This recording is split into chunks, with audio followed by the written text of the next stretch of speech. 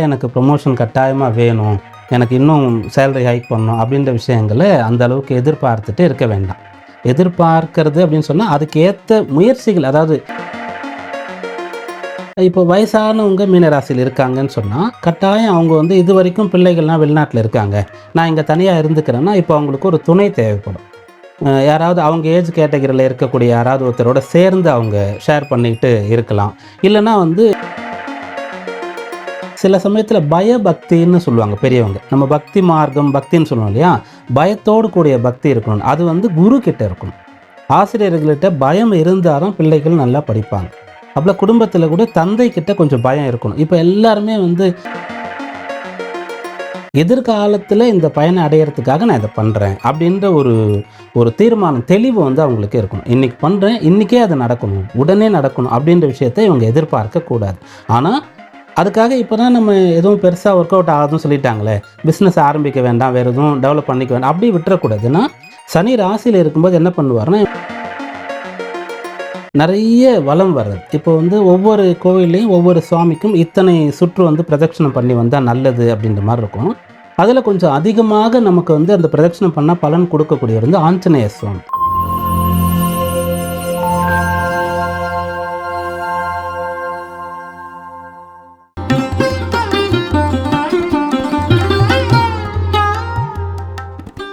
Cosmoview நேயர்கள் அனைவருக்கும் வணக்கம். இன்றைய நிகழ்ச்சியில உதாரண ஜோதிடர் பீமராஜா அவர்கள் நம்ம கூட இணைந்திருக்காரு. இன்றைய நிகழ்ச்சியில 2026 புத்தாண்டு சிறப்பு பலன்களை அவரிடம் கேட்டு தெரிஞ்சுக்கலாம். சார் வணக்கம். வணக்கம். எப்படி இருக்கீங்க சார்? நல்லா இருக்கும். சரி, இன்றைய நிகழ்ச்சியில மீன ராசிக்காரர்களுக்கு இந்த புத்தாண்டு என்ன மாதிரியான பலாபலன்களை கொடுக்க போகுது?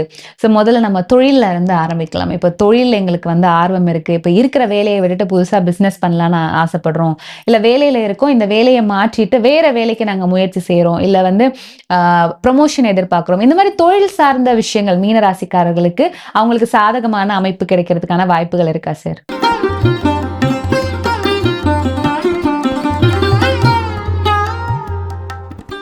மீனராசி என்பவர்களுக்கு 2026 ஆண்டு வந்து அற்புதமாக அமையணும்னு சொல்லி ஃபஸ்ட்டு நான் பிரார்த்தனை பண்ணிக்கிறேன்.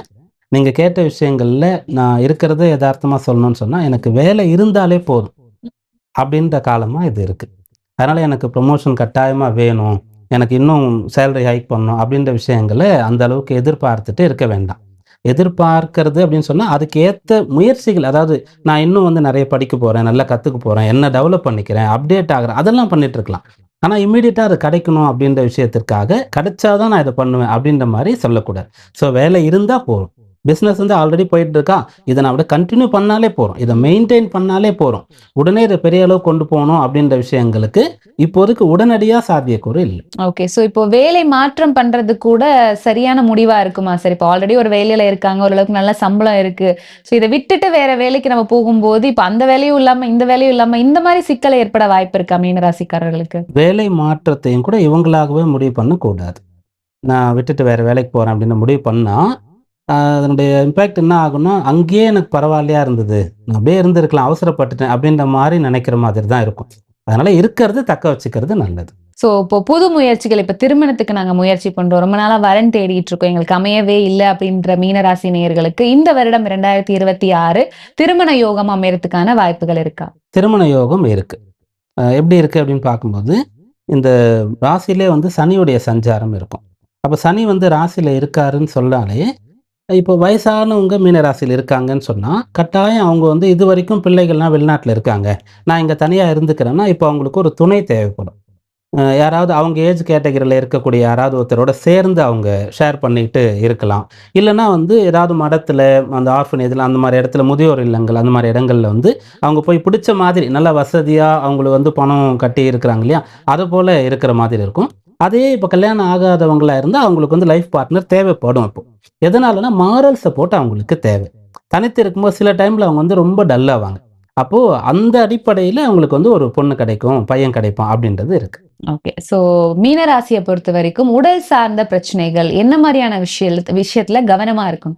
உடல் சார்ந்த விஷயங்கள் அப்படின்னு சொன்னால் மரபு வழியில் வரக்கூடியது. ஜெனட்டிக்காக அம்மா அப்பாவுக்கு இந்த பிரச்சனை இருந்தது, தாத்தாக்கு இருந்ததுன்னு சொன்னால் அது போன்ற ஒரு பாதிப்பு இருக்கிற மாதிரி ஃபீல் பண்ணால் உடனடியாக டயக்னோஸ் பண்ணி பார்த்துக்கிறது நல்லது. அந்த மரபு வழிக்கு காரகம் அப்படின்னு சொல்கிறது வந்து சனி தான். அவர் தான் வந்து ராசியில இருக்கார். அப்ப ஜென்ம சனினாலே பிரச்சனை அப்படின்றது கிடையாது. எப்பயுமே சனி வந்து ஒரு விஷயத்த உடனே செஞ்சிடவே மாட்டார். இப்ப ராசியில வரப்போறார். இவங்கள வந்து கொஞ்சம் உடல் நலிவுக்கு உட்படுத்த போறாருன்னு சொன்னா, ஆல்ரெடி இவங்களுக்கு தெரிந்ததா தான் இருக்கும். அப்போ அப்பாக்கோ, தாத்தாவுக்கோ இருந்திருக்கும். இவங்களுக்கும் அதுபோல விஷயங்கள் மருத்துவர்கள் சொல்லியிருப்பாங்க. இவங்களே ஃபீல் பண்ணியிருப்பாங்க. கவனக்குறைவா, கேர்லெஸ்ஸா நமக்கெல்லாம் ஒண்ணும் வராது அப்படின்ற மாரி இவங்க இருக்கக்கூடாது. மரபு வழி பிரச்சனைகள் வராத அளவிற்கு கவனமா இருந்துக்கணும். ஓகே. மீன ராசி மாணவர்களுக்கு இந்த வருடம் எப்படி இருக்கும் சார்? மாணவர்கள் கட்டாயம் வந்து நல்லா பெர்ஃபார்ம் பண்ணுவாங்க. ஏன்னா, இப்போ மாணவர்கள் அப்படின்னு சொன்னாலே என்னன்னா, சில சமயத்துல பயபக்தின்னு சொல்லுவாங்க பெரியவங்க. நம்ம பக்தி மார்க்கம், பக்தின்னு சொல்லுவோம் இல்லையா? பயத்தோடு கூடிய பக்தி இருக்கணும். அது வந்து குரு கிட்ட இருக்கணும். ஆசிரியர்கள்ட்ட பயம் இருந்தா தான் பிள்ளைகள் நல்லா படிப்பாங்க. அப்பலாம் குடும்பத்தில கூட தந்தை கிட்ட கொஞ்சம் பயம் இருக்கணும். இப்ப எல்லாருமே வந்து எனக்கு வந்து எங்க அப்பா ஃப்ரெண்டு, அப்பா வந்து என் பையன் எனக்கு ஃப்ரெண்டுன்னுவாங்க. அது ஓகே தான். தோளுக்கு மிஞ்சின தோழன் முன்னாடியே சொல்லியிருக்காங்க. அது எப்பன்னா, தோளுக்கு மிஞ்சினா. அந்த ஒரு மெச்சூரிட்டி வந்த பிறகு தான். அதுவரைக்கும் அவங்களுக்கு பாசம் குடுக்கறது வேற, அ அதாவது ஒரு டைம். கண்ட்ரோல்டா இருக்க வேண்டிய டைம் வந்து வேறன்றது இருக்கு. அந்த ஒரு பய உணர்வு இவங்களுக்கு இருக்கும். அதனால இவங்களுடைய படிப்பு நல்லாருக்கும். படிக்கலன்னா பனிஷ்மென்ட் கிடைக்கும். அதாவது வீட்ல அப்பா கிட்ட, இல்லன்னா டீச்சர்ஸ் கிட்ட. இல்லன்னா ஸ்கூல்ல இருந்து அனுப்பிடுவாங்க. இல்ல காலேஜ்லன்னு சொன்னா நம்ம வந்து இதுக்காக இவ்வளோ செலவு பண்ணி, கடன் வாங்கி படிக்க வைக்கிறாங்க. அதுக்காக படிக்கணும். அதனால ஒரு பயத்தினால படிப்பாங்க. ஓகே. ஸோ மீன ராசிய பொறுத்தவரைக்கும் நீங்க ஆரம்பத்திலேயே சொன்னீங்க. தொழில் சார்ந்த விஷயத்துல வந்து கொஞ்சம் பெரிய அளவுக்கு மாற்றங்கள் எதையாது, இருக்கிற வேலைய அப்படியே மெயின்டெயின் பண்ணிட்டு போணும்னு. ஸோ பொருளாதார ரீதியா அவங்க கொஞ்சம் பின்தங்கி இருந்தாலும், இப்போ புது வீடு, மனை வாங்குற யோகங்கள் எல்லாம் அமையறதுக்கான வாய்ப்புகள் இருக்கா சார் இந்த வருடம்? வீடு மனை யோகம் எப்படி வரும்னு சொன்னா, அவங்களுடைய இன்வெஸ்ட்மென்ட்ட விட ஃபர்ஸ்ட்டு அவங்க இனிஷியலா போடுற அமௌண்ட்ட விட வந்து கடன் தொகை வந்து 2 மடங்கு அதிகமாக இருக்கும். அதுபோல மட்டும் தான் இவங்களால வாங்க முடியும். அந்த அளவிற்கு தேவை இருக்குன்னு சொன்னா முயற்சி பண்ணலாம். இல்லன்னா நம்ம நெறைய கடன் வாங்கிட்டோன்ற ஒரு கஷ்டம் அவங்களுக்கு இருக்கும். இல்லன்னு சொன்னா, இப்ப கணவன், மனைவி 2 பேரும் வேலைக்கு போறாங்கன்னா, அப்போ ஒருத்தருடைய சேலரி ஃபுல்லா வந்து கடனுக்கு போகட்டும். ஒருத்தரத வச்சு ஃபேமிலி மெயின்டெயின் பண்ணலாம். அதுபோல ஒரு வாய்ப்பு இருந்தா பண்ணலாம். ஒருத்தருடைய இன்கம் மட்டும் தான் இருக்குன்னு சொன்னா, கொஞ்சம் அதுக்காக பிளான் பண்ணிட்டு இருக்கலாம். அவங்க பட்ஜெட்ல நல்லதா வரும்போது பார்த்துக்கலாம் அப்படின்னு சொல்லிட்டு. ஓகே. இந்த 2026 இந்த வருடம் மொத்தமும் வந்து அவங்க வாழ்க்கை சிறப்பா இருக்கணும் அப்படின்னா, இந்த மாரியான விஷயங்கள்ல கவனமா இருக்கணும். எதுலலாம் கவனமா இருக்கிறது ரொம்ப சிறந்தது சார்? ஓகே. முதல்ல வந்து இந்த வருஷம் முழுக்கவே உங்களுக்கு வந்து எல்லாம் கஷ்டமா இருக்குன்ற விஷயம் கிடையாது. வருஷம் ஆரம்பிக்கும்போது இருக்கு. குருவுடைய மாற்றத்திற்கு பிறகு இவங்க எல்லா விஷயத்திலுமே கொஞ்சம் வந்து டெவலப் ஆக ஆரம்பிச்சுருவாங்க. அதாவது ஜூனுக்கு அப்புறமா சொல்லலாம். ஆமா, ஆமா. அப்ப குரு வந்து 5ஆம் இடத்துக்கு வந்துறதுனால, ராசிய பார்க்கிறார், ராசியில இருக்கக்கூடிய சனிய பார்க்கிறார். அதனால இவங்களுக்கு அதுவரைக்கும் இருக்கக்கூடிய அந்த ஒரு ஸ்லோவா இருந்தது, பிக்கப் ஆகல அப்படின்ற ஒரு விஷயம் வந்து சரியா போயிடும். நல்ல பலன்கள் கிடைக்கும். எதுல கவனமா இருக்கணும் அப்படின்னு பார்க்கும்போது, இவங்க எந்த ஒரு விஷயத்த பண்ணாலும், அது வந்து தொலைநோக்கு பார்வையா இருக்கணும். எதிர்காலத்துல இந்த பயனை அடையறதுக்காக நான் இத பண்றேன். அப்படின்ற ஒரு ஒரு தீர்மானம், தெளிவு வந்து அவங்களுக்கு இருக்கணும். இன்னைக்கு பண்றேன், இன்னைக்கே அது நடக்கணும். உடனே நடக்கணும் அப்படின்ற விஷயத்த இவங்க எதிர்பார்க்க கூடாது. ஆனா, அதுக்காக இப்ப தான் நம்ம எதுவும் பெருசா ஒர்க் அவுட் ஆகாதுன்னு சொல்லிட்டாங்களே, பிசினஸ் ஆரம்பிக்க வேண்டாம், வேற எதுவும் டெவலப் பண்ணிக்க வேண்டாம், அப்படி விட்டுறக்கூடாது. ஏன்னா, சனி ராசியில இருக்கும்போது என்ன பண்ணுவாருன்னா, இவங்களுக்கு நெறைய உலகியல் அனுபவங்கள கொண்டு வந்து குடுப்பார். அப்போ இந்த சமயத்துல இவங்க வந்து எதிர்காலத்துல பிசினஸ் பண்றதுக்கோ, இது போல வீடு வாங்குறதுக்கோ, நல்ல வேலையில போறதுக்கோ, படிக்கிறாங்க, கத்துக்கிறாங்க, சிறுக சிறுக சேமிக்கிறாங்க. இல்லன்னா ஒரு பிசினஸ் பண்றேன்னா, அங்க போய் வேலை பார்த்து எக்ஸ்பீரியன்ஸ் பண்ணிக்கிறேன். அதெல்லாம் பண்ணாங்கன்னா, எதிர்காலத்துல ரொம்ப சிறந்த ஒரு நிலைய அவங்களால அச்சீவ் பண்ண முடியும். ஓகே. மீன ராசிய பொறுத்தவரைக்கும் இந்த வருடம் 2026 இன்னும் சிறப்பா இருக்கணும் அப்படின்னா, என்ன பரிகாரங்கள் பண்ணணும் சார்? பரிகாரம் அப்படின்னு சொல்லும்போது, அடிப்பிரதட்சணம் அப்படின்னு சொல்லுவாங்க. அத ஒவ்வொரு அடியாக வச்சு நடக்கிறது. அப்புறம் வந்து அந்த தோப்புக்கரணம் அப்படின்னு சொல்றது. நெறைய வலம் வர்றது. இப்போ வந்து ஒவ்வொரு கோவில்லயும் ஒவ்வொரு சுவாமிக்கும் இத்தனை சுற்று வந்து பிரதட்சணம் பண்ணி வந்தா நல்லது அப்படின்ற மாரி இருக்கும். அதுல கொஞ்சம் அதிகமாக நமக்கு வந்து அந்த பிரதட்சணம் பண்ணா பலன் கொடுக்கக்கூடியவர் வந்து ஆஞ்சநேய சுவாமி. அவர் வந்துட்டு நம்ம ஆஞ்சநேயருடைய சன்னதி இருக்கு. ஒரு தூண்ல அவர் இருக்காருன்னா, குறைந்தது 12 முறை வந்து பிரதட்சணம் பண்ணணும்.